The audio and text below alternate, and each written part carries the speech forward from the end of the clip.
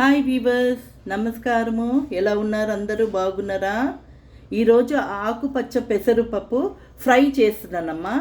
ఇదిగో 500 గ్రామ్ తీసుకున్నాను. ఓకే, ఇది రాత్రి నానబెట్టి ఇప్పుడు కడిగి ఇది బాయిల్ చేసి పెట్టుకున్నానమ్మా, ఉడకపెట్టి పెట్టుకున్నాను. 3 స్పూన్స్ ఆయిల్ వేస్తున్నానమ్మా. స్టవ్ వెలిగించాను. స్పూన్ జీలకర్ర వేస్తున్నాను. 1/2 స్పూన్ ఆవాలు వేస్తున్నాను.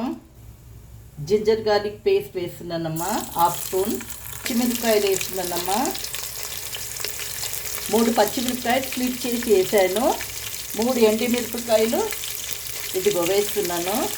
కొద్దిగా కరివేపాకు, 10 రెప్పల కరివేపాకు బాగా కలపాలమ్మా. 1 స్పూన్ పసుపు, 1/2 స్పూన్ కారం పొడి, స్పూన్ ధనియాల పొడి, 1 స్పూన్ ఉప్పు. ఇది బాగా ఫ్రై అయిందమ్మా. ఇప్పుడు మనము ఉప్పు వేసి ఉడకబెట్టుకున్నాం కదా, ఆ పెసర్లు వేసుకుందాం. ఇప్పుడు 1 నిమ్మకాయ వేసుకుందామమ్మా.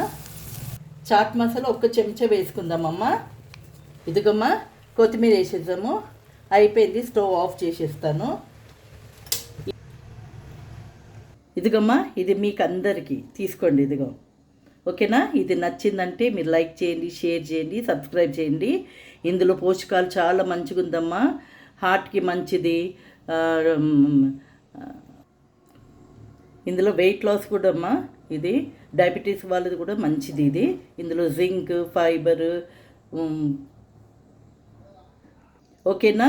మీకు ఒకవేళ మసాలా వద్దంటే పెద్ద మనుషుల వాళ్ళకు ఉడకబెట్టింది కూడా ఇవ్వచ్చమ్మా. అది చాలా మంచిది ఇంకా. ఓకేనా? బాయ్.